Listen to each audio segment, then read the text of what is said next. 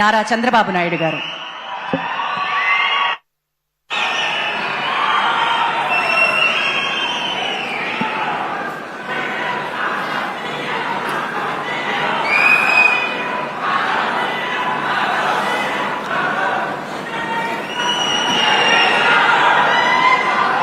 Okay అమ్మా, okay తమ్ముళ్ళు.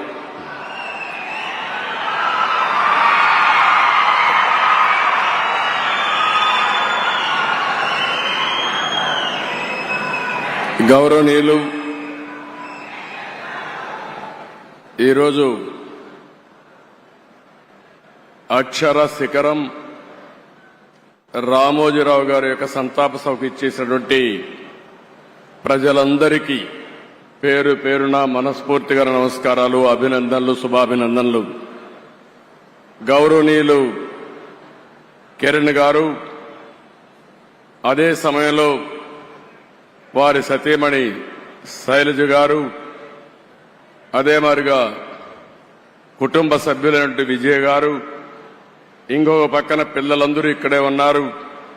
రామోజీరావు గారి కుటుంబ సభ్యులందరికీ ఉప ముఖ్యమంత్రి మిత్రులు పవన్ కళ్యాణ్ గారు, అదే సమయంలో former editor in chief Hindu, పేరు చెప్పంగానే అందరూ గుర్తుపెట్టగలుగుతారు, ఎప్పుడో పోరాటాలు చేసిన రామ్ గారికి, ఎడిటర్ రాజస్థాన్ పత్రిక గులాబ్ కొతారి గారు, ఇకపోతే ఈ కార్యక్రమానికి ఇచ్చేసినటువంటి నా సహచర మంత్రివర్గ సభ్యులందరికీ, సినిమా ఇండస్ట్రీ వచ్చారు శ్రీమతి జయసుధ గారు, రాజమౌళి గారు, రాఘవేంద్రరావు గారు, మురళీమోహన్ గారు, అదే మరి మ్యూజిక్ డైరెక్టర్ అయినటువంటి కీరవాణి గారు, శ్యామ్ ప్రసాద్ రెడ్డి గారు, అశ్విని దత్ గారు, కేఎల్ నారాయణ గారు, సురేష్ గారు, గౌరవ శాసనసభ్యులు, ఇంకొక పక్కన ఈరోజు కృష్ణా ఎల్లా గారు ఇక్కడ ఉన్నారు. అంటే మొన్న కోవిడ్లో ఆయన తయారు చేసిన వ్యాక్సిన్ ఎవ్వరూ మర్చిపోలేము. అలాంటి కృష్ణా ఎల్లా గారు, పత్రికా విలేకరులకు అందరికీ నమస్కారాలు. ఈరోజు మనందరం కూడా ఇంత మునుపు చాలా మంది మిత్రులు మాట్లాడారు.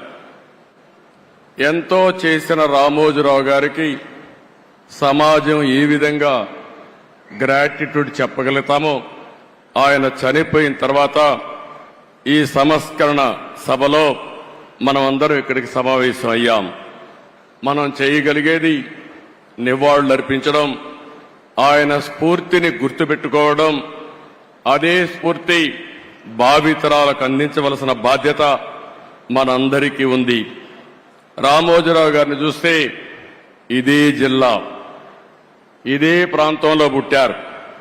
పెదపారపూడి, ఒక చిన్న గ్రామం, మామూలు కుటుంబం.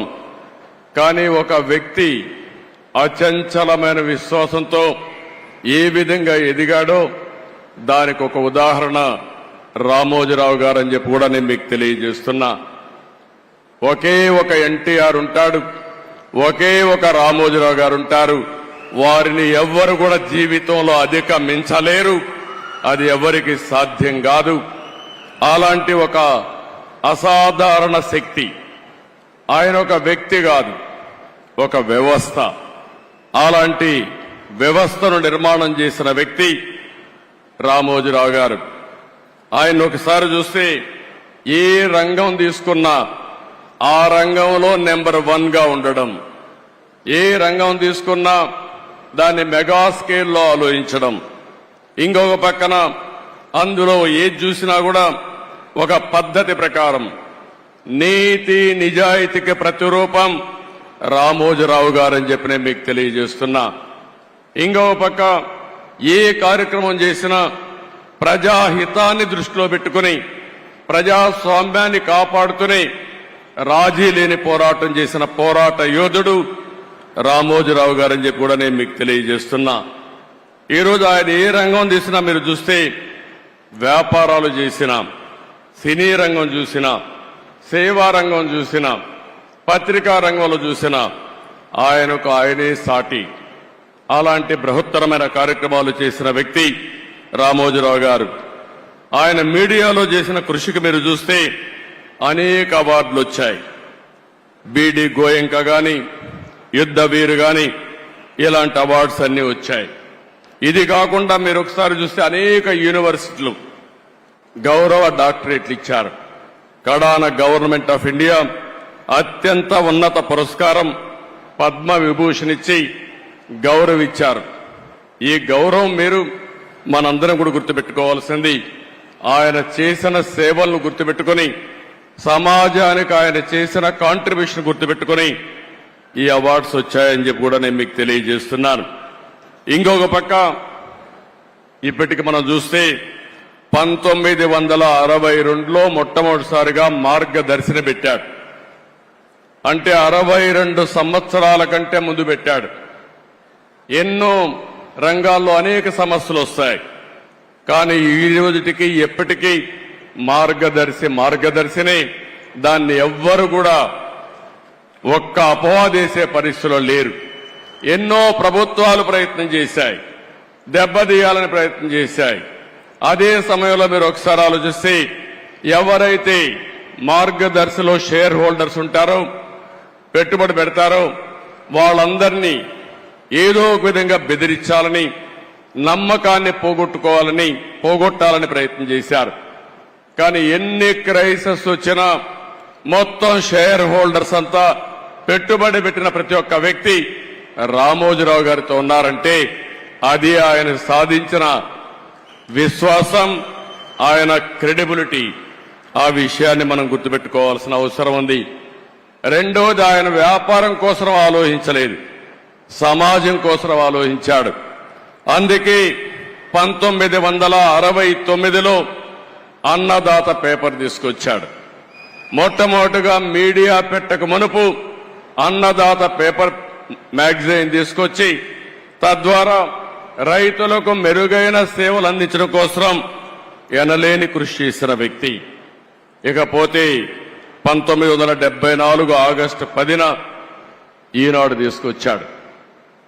విశాఖపట్నంలో మొట్టమొదటి ఎడిషన్ పెట్టాడు. మామూలుగా ఎవరైనా మీరు ఒకసారి చూస్తే ఒక ఎడిషన్ పెట్టిన తర్వాత సాటిస్ఫై అయ్యేవాళ్ళు. ఆయన ఈరోజు 5 దశాబ్దాలుగా ఈనాడు పేపర్ను అభివృద్ధి చేసిన విధానం చూస్తే ప్రజాగళంగా ఈరోజు ఈనాడు అనునిత్యం ప్రజా చైతన్యం కోసం పనిచేస్తా ఉంది. ఇంకో పక్క మీరు ఒక్కసారి ఆలోచిస్తే 22 ఎడిషన్స్ పెట్టి, జిల్లా ఎడిషన్స్ తీసుకొచ్చి వినూత్నమైన ఆలోచనలతో ప్రజా సమస్యల్ని ఎక్కడికక్కడ ఎండగట్టి, మేము రాజకీయాల్లో అపోజిషన్లో ఉంటే ఫైట్ చేస్తాం, రామోజీరావు గారు పత్రికా రంగంలో ఉండి ప్రజా సమస్యలపైన నిరంతరం పోరాటం చేసిన వ్యక్తి రామోజీరావు గారు అని చెప్పి నేను మీకు తెలియజేస్తున్నా. 40 సంవత్సరాలుగా నెంబర్ 1గా ఆ పేపర్ ఉందంటే దానికి ఎంత కార్యదీక్షత ఉంది, ఎంత కృషి చేశారో మనందరం కూడా గుర్తుపెట్టుకోవాల్సిన అవసరం ఉంది. ఇంకో పక్కన ఈరోజు మనం చూస్తున్నాం, కొన్ని వందల మంది జర్నలిస్టులు తయారు చేశాడు, కొన్ని వందల మంది సినిమా నటీనటులు తయారు చేశాడు, కళాకారులకు ప్రోత్సాహం ఇచ్చాడు, గాయకులను తయారు చేశాడు. ఇలాంటి అనేక కార్యక్రమాలు చేసిన వ్యక్తి రామోజీరావు గారు. ఇంకో పక్కన మీరు చూస్తే వ్యాపారంలో మన ఇండ్ల దగ్గర తయారు చేసే పచ్చళ్ళని ఉత్పత్తి చేసి 150 దేశాలకు ఎగుమతి చేస్తున్నాడంటే ఆయన ఆలోచించే విధానం అని చెప్పి కూడా నేను మీకు తెలియజేస్తున్నా. ఇంకొక పక్క ఎలక్ట్రానిక్ మీడియా వచ్చినప్పుడు ఒకేసారి 7 ఛానల్స్ పెట్టాడు. ఉర్దూ ఛానల్ కూడా పెట్టారు. ఎవరైనా పెడితే ఒక ఛానల్ పెడతారు, కానీ ఏది ఆలోచించినా ఒక మెగా స్కేల్లో ఆలోచించి దాన్ని జయప్రదం చేసే వ్యక్తి రామోజీరావు గారు. ఇకపోతే హైదరాబాద్ లో ఫిల్మ్ సిటీ, ఏదైతే ఈరోజు హైదరాబాద్ అభివృద్ధి అయిన తర్వాత ఫిల్మ్ సిటీని కూడా ఎవరు కూడా ఇంత స్కేల్లో చేస్తామని, దీన్ని జయప్రదం చేసే ధైర్యం ఉండదు. ధైర్యం చేయడమే కాదు, ఈ రోజు ఎవరైనా హైదరాబాద్కు పోతే రామోజీ ఫిల్మ్ సిటీ చూడకుండా తిరిగి వచ్చే పరిస్థితి అంటే అది రామోజీరావు గారి కాంట్రిబ్యూషన్ అని చెప్పి కూడా నేను మీకు తెలియజేస్తున్నాను. ఇలాంటి మనం చూసినప్పుడు ఏదైనా ఒక విపత్తు వచ్చినప్పుడు సేవాభావంతో ముందుకు పోయారు.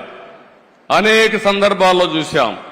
మన రాష్ట్రంలోనే కాకుండా వేరే రాష్ట్రాల్లో కూడా తుఫాన్ వచ్చినా ఇంకా ఏమైనా సమస్యలు వచ్చినా అక్కడ ముందుండి సేవలు అందించారు. పెదపారుపూడిలో గాని తెలంగాణ నాగన్పల్లి గ్రామాలను దత్తత తీసుకుని ఒక 25 కోట్లు ఖర్చు పెట్టారు. కోవిడ్ సమయంలో 2 రాష్ట్రాల్లో ఒక 20 కోట్ల రూపాయలు ఖర్చు పెట్టి ప్రజలకు సేవలు అందించిన వ్యక్తి. ఇవన్నీ ఒక ఎత్తు అయితే నేను ఆయన 40 సంవత్సరాలుగా క్లోజ్గా చూశాను. భయం అనేది ఆయన జీవితంలో లేదు. పోరాటం అనేది ఆయన జీవితంలో ఒక భాగం. ఏ విషయంలో చూసినా రాజీ లేకుండా పోరాడాడు. మీడియాను పెట్టుకుని చాలా మంది ఒకసారి ఆలోచిస్తే ఎవరికైనా రాజకీయాల్లో ఉండే మాకు గాని, పత్రికలు రన్ చేసే పత్రికలు గాని, మీడియా రన్ చేసే వ్యక్తులకు గాని, సినిమాలకు గాని ఎప్పుడు కూడా క్రెడిబిలిటీ ఒకటి ఉంటుంది, విశ్వసనీయత ఒకటి ఉంటుంది. అందుకే ఎన్టీ రామారావు గారు తెలుగు జాతి ఉన్నంత వరకు నెంబర్ 1 గా ఎట్టుంటారో ఈ రాష్ట్రానికి సేవలు అందించిన వ్యక్తిగా తెలుగు జాతి శాశ్వతంగా గుర్తుపెట్టుకునే వ్యక్తి రామోజీరావు గారు అని చెప్పి నేను మీకు తెలియజేస్తున్నా. ఈ రోజు ఇంకొక పక్కన మీరు ఆలోచిస్తే ఎక్కడికక్కడ రేటింగుల కోసం పోరాడే రోజులు, మ్యానిపులేషన్ చేస్తూ అధికార పార్టీ ఏ పార్టీ ఉంటే ఆ పార్టీ దగ్గరికి పోయి పనులు చేసుకునే రోజుల్లో నేను చూశాను ఆయన్ని. నేను పర్సనల్ గా వ్యక్తిగతంగా ఆయనతో పరిచయం ఉంది. నా జీవితంలో నాకు ఒక్క పని, ఈ ఐఏఎస్ ఆఫీసర్ని ట్రాన్స్ఫర్ చేయమనో, ఈ వ్యక్తికి మంత్రి పదవి ఇవ్వమనో, ఈ వ్యక్తికి ఎమ్మెల్యే ఇవ్వమనో ఎక్కడా చెప్పలేదంటే అది రామోజీరావు గారి యొక్క నీతి నిజాయితీ. విలువల కోసం బ్రతికాడు, ప్రజల కోసం పోరాటాలు చేశాడు. ఎప్పటికప్పుడు ప్రజాస్వామ్యం అపహాస్యమైనప్పుడు నా వంతు బాధ్యతగా నేనున్నానని ముందుకొచ్చి పోరాటం చేసిన వ్యక్తి రామోజీరావు గారని చెప్పి నేను మీకు తెలియజేస్తున్నా. చాలా మంది పదవులుంటే సేవ చేస్తాం అనుకుంటాం. రామోజీరావు గారు ఎప్పుడు కూడా పదవులు కాదు, ప్రజా చైతన్యంతో ప్రజలకు మేలైన పరిపాలన ఇచ్చి మేలైనటువంటి సేవలు అందిస్తామని నిరూపించిన వ్యక్తి. 82లో మనం చూశాం. ఎన్టీ రామారావు గారు పార్టీ పెట్టే సమయంలో మీరు ఒక్కసారి ఆలోచిస్తే అప్పటి వరకు కాంగ్రెస్ పార్టీకి ప్రత్యామ్నాయమే లేదు. ఒక ప్రత్యామ్నాయం కావాలని ఆలోచించి 9 నెలల్లో ఎన్టీ రామారావు గారు అధికారంలోకి వచ్చారంటే అందులో ప్రముఖ పాత్ర రామోజీరావు గారికి ఉందని చెప్పి కూడా నేను మీకు తెలియజేస్తున్నా. అక్కడి నుంచి ఆగస్టు క్రైసిస్ వస్తే ఆ రోజు కూడా ప్రజాస్వామ్యాన్ని కాపాడడం కోసం రాజీ లేని పోరాటం చేశాడు. ఇలాంటి పోరాటాలు చేసి ఓసారి అనిపిస్తుంది మనందరికీ, ప్రజాస్వామ్యంలో పత్రికలకు స్వేచ్ఛ ఉంది. 4th ఎస్టేట్ అని మనం అందరం మాట్లాడుతున్నాం. శాసనసభ, చట్టసభలు, అదే సమయంలో కార్యనిర్వాహక వర్గం, ఐఏఎస్ ఆఫీసర్లు, ఆ తర్వాత ఎక్కడికక్కడ జ్యుడిషియరీ, ఇంకో పక్కన పత్రిక, మీడియా 4th ఎస్టేట్ గా ఉంటుంది. ఒకసారి ఇదే మారిగా ఆయన వార్తలు రాస్తే కంటెంప్ట్ ఇచ్చి కౌన్సిల్ ఆయన రప్పించాలంటే పోరాడి తల ఒగ్గకుండా సుప్రీంకోర్టు వరకు పోయి ఆయన చేసింది రైట్ అని నిరూపించిన వ్యక్తి రామోజీరావు గారని చెప్పి నేను మీకు తెలియజేస్తున్నా. ఇంకో పక్క మార్గదర్శి పైన ఎన్నో కేసులు పెట్టారు, ఎన్నో విధాలుగా హింసించారు. కానీ ఆయన జీవితంలో నేను చూసింది ఒకే మాట అన్నాడు, నేను సంపాదించిన ఆస్తులివి, నేను ప్రజల కోసం పోరాడుతున్నాను, అవసరమైతే ప్రతి ఒక్క ఆస్తి పోయినా నేను రాజీ పడనని చెప్పి పోరాడిన వ్యక్తి రామోజీరావు గారని చెప్పి నేను మీకు తెలియజేస్తున్నా. చాలా మంది భయపడిపోతాం, కానీ ఆ భయం అనేది తెలియని వ్యక్తి. 86 సంవత్సరాల వయసులో బెడ్ మీద నుంచి ఎక్కడికక్కడ ప్రజలకు న్యాయం జరగాలని ముందుకు వచ్చిన వ్యక్తి అని చెప్పి నేను మీకు తెలియజేస్తున్నా. నేను ఆయన చూసి నేర్చుకునేది ఒకటే. ఆ రోజు హైదరాబాద్లో నేను ముఖ్యమంత్రి అయినప్పుడు వినూత్నమైన విధంగా సైబరాబాద్ డెవలప్ చేయడం అనేక కార్యక్రమాలు చేశాను. ఆ రోజు ఆయన పూర్తిగా ఆలోచనలన్నీ భాగం పంచుకుని ఈరోజు హైదరాబాద్లో జరిగిన అభివృద్ధిలో ఆయన ఆలోచనలున్నాయి, ఆయన స్ఫూర్తి ఉంది. ఆ తర్వాత అమరావతి వచ్చినప్పుడు నేను ఏ పేరు పెట్టాలని ఆలోచించినప్పుడు ఆయన ఒక రీసెర్చ్ చేసి మీరు ఏ పేరంటే ఆ పేరు పెడితే కరెక్ట్గా రాదు, అమరావతిని పేరు పెట్టండి, దీనికి జస్టిఫికేషన్ ఇదని చెప్పి నాకు ఒక రీసెర్చ్ చేసి రీసెర్చ్ పేపర్ పంపించిన వ్యక్తి రామోజీరావు గారు అని చెప్పి నేను మీకు తెలియజేస్తున్నా. అది పేరు పెట్టిన తర్వాత నేను చూస్తే ప్రపంచం అంతా కూడా అమరావతి అంటే మారుమోగింది, బ్రహ్మాండంగా ఆమోదం వచ్చింది. నాకే ఆశ్చర్యం వేసింది. అలాంటి 100% ప్రజలు ఆమోదించిన నగరం మన అమరావతి. 5 సంవత్సరాలు ఇబ్బంది పడింది, కానీ ఏమాత్రం అనుమానం లేదు, మళ్లీ అమరావతి దశ దిశ మారుతుంది.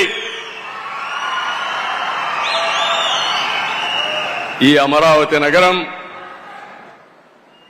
తెలుగు జాతి ఉజ్వల భవిష్యత్తుకు నాంది పలుకుతుందని చెప్పి కూడా నేను మీకు తెలియజేస్తున్నాను. అలాంటి సందర్భాలు చాలా ఉన్నాయి రామోజీరావు గారితో. ఆయన అందరికీ సజెషన్స్ ఇస్తారు. ఎవరో ఆయన దగ్గర పోయి ఆయన ఎవరిని పిలవడు. నేను చూసింది ఆయన జీవితంలో. ఎవరు రావాలని కోరుకోడు, కానీ ఎవరైనా వస్తే తగిన గౌరవం ఇవ్వడం, ఫ్రాంక్ గా ఆయనకు తోచిన అభిప్రాయాలు చెప్పడం ఆయనకు అలవాటు. ఇంకొక పక్కన పేపర్లో మీరు చూస్తారు, కొన్ని పేపర్లు వేరే పార్టీలుంటే వార్తలు అయ్యారు, కానీ రామోజీరావు గారు మాత్రం ప్రతి ఒక్క పార్టీకి ప్రతి ఒక్క నాయకుడికి వారి సంఖ్యాబలాన్ని బట్టి ప్రజాస్వామ్య విలువలకు గౌరవం ఇచ్చి కవరేజ్ వరకు ఎక్కడా తప్పు చేయడు. ఆయన అభిప్రాయాలుంటే ఎడిటోరియల్ పేజీలో చెప్తాడు తప్ప, లేకపోతే ఎప్పుడన్నా అవసరమైతే ఇది తప్పని ఎండగడతాడు తప్ప అవతల వ్యక్తులు చెప్పిన విషయాల్ని ఎక్కడా కట్ చేసిన సందర్భాలు లేవు. అలాంటి వ్యక్తి నా జీవితంలో నా మీద ఎన్నో వార్తలు రాస్తే ఒక్కరోజు కూడా ఒకే మాట అన్నారు, మీరు రాజకీయాల్లో ఉన్నారు, నేను ఈరోజు పత్రికా రంగంలో ఉన్నాను, మన ఇద్దరం కలిసినా మీరు ఎన్నిసార్లు కలిసినా నా స్వేచ్ఛకు భంగం రాకూడదు, మీ స్వేచ్ఛకు కూడా భంగం కలిగించను, నేను మిమ్మల్ని ఏమి అడగను, నన్ను మీరేమి అడగద్దని చెప్పి 40 సంవత్సరాలు నమ్మిన సిద్ధాంతం కోసం పనిచేసిన వ్యక్తి రామోజీరావు గారని చెప్పి కూడా నేను మీకు తెలియజేస్తున్నా. అలాంటి మహనీయుడు, రాష్ట్రం కోసం పాటుపడిన వ్యక్తి, విలువల కోసం ప్రతిరోజు పనిచేసిన వ్యక్తి. ఓసారి అనిపిస్తుంది అందరం కోరుకుంటే కూడా రాదేమో, కానీ ఆయన ఒకటే కోరుకున్నాడు, నేను పని చేస్తూ చనిపోవాలని ఆయన కోరిక. అదే చివరి రోజుల్లో జరిగిందని చెప్పి కూడా నేను మీకు తెలియజేస్తున్నా. నిరంతరం పనిచేయాలనేది ఆయన ఆలోచన. మనం చాలా మంది ఉంటాం, చాలా మంది ఆలోచిస్తాం, కానీ కొంతమంది ఆ విధంగా ఆలోచించగలుగుతారు. కడాన ఆయన చనిపోవడం తథ్యం, చనిపోయేటప్పుడు ఏ విధంగా చేయాలనో కూడా చెప్పి ఆయన ఎక్కడ అంత్యక్రియలు చేయాలనో చెప్పిన వ్యక్తి, దానికి అరేంజ్ చేసిన వ్యక్తి. ఆయన ఒకటే చెప్పాడు, నేను చనిపోవడం తథ్యం, నేను చనిపోయిన తర్వాత కూడా రామోజీరావు గారు ఏం చేశారో ప్రజలు గుర్తించే విధంగా స్ఫూర్తిదాయకమైన జీవితం చేయాలనేది రామోజీరావు గారి ఆకాంక్ష. ఆ ఆకాంక్ష నెరవేరిందని చెప్పి కూడా నేను మీకు తెలియజేస్తున్నా. ఆయనకు తెలుగు భాష అంటే ఎనలేని అభిమానం, తెలుగు జాతి అంటే ఎనలేని ఆప్యాయత. ఎప్పుడు కూడా తెలుగు జాతి బాగుండాలని భారతదేశం బాగుండాలని, విలువలతో కూడిన సమాజం ఉండాలని నిరంతరం కోరుకున్న వ్యక్తి రామోజీరావు గారు.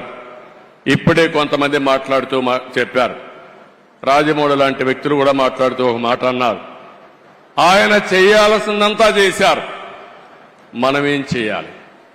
ఈ సందర్భంగా ఆంధ్రప్రదేశ్లో ఉండే, తెలంగాణలో ఉండే తెలుగు వారందరికీ విజ్ఞప్తి చేస్తున్నా, మనం కోరుకునేది తెలుగు జాతికి ఆయన చేసిన సేవల కోసం ఈ వ్యవస్థ చిరస్థాయిగా ఉండాల్సిన అవసరం ఉంది. ఈ లెగసీని కంటిన్యూ చేయాల్సిన అవసరం ఉంది. అందుకే కిరణ్ గారిని, వారి కుటుంబ సభ్యులను కోరుతున్నా.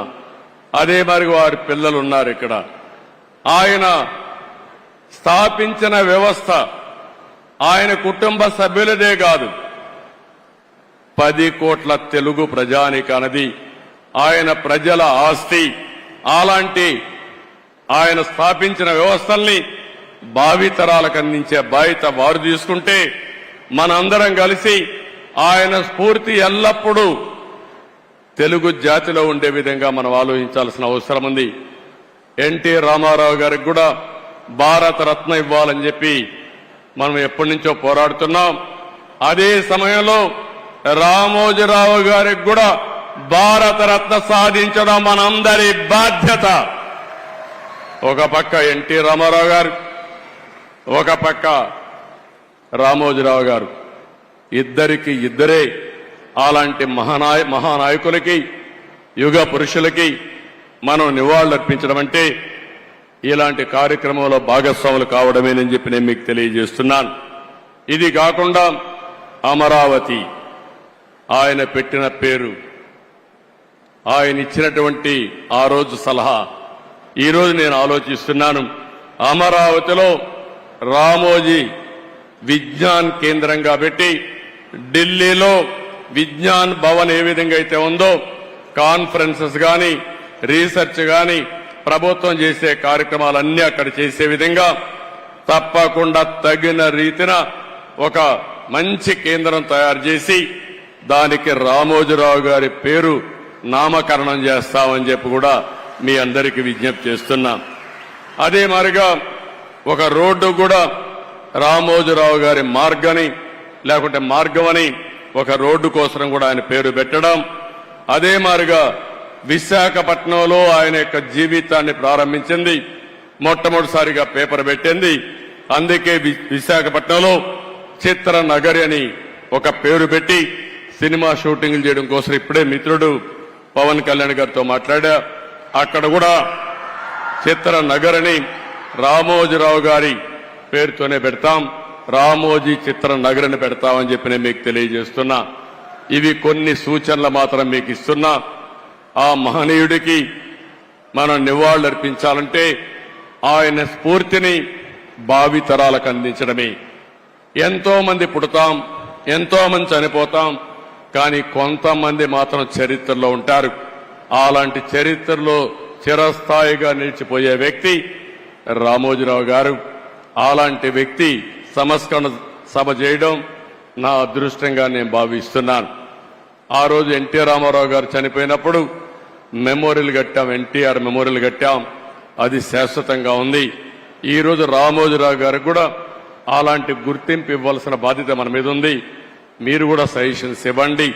తొందరలోనే వారి కుటుంబ సభ్యులతో కూడా మాట్లాడి ఆయనకు తగిన విధంగా గుర్తింపు ఉండే విధంగా, ప్రజలు గుర్తుండే విధంగా చేస్తారని చెప్పి తెలియజేసుకుంటూ, కుటుంబ సభ్యులందరికీ ప్రగాఢ సానుభూతి తెలియజేస్తూ వారు ధైర్యంగా ముందుకు పోయి లెగసీ కంటిన్యూ చేయాలని చెప్పి కోరుకుంటూ, ఇంకొక పక్క ఆయన ఆత్మకు శాంతి కలగాలని భగవంతుని మరొక్కసారి ప్రార్థిస్తూ అందరికీ నమస్కారాలు. జై హింద్.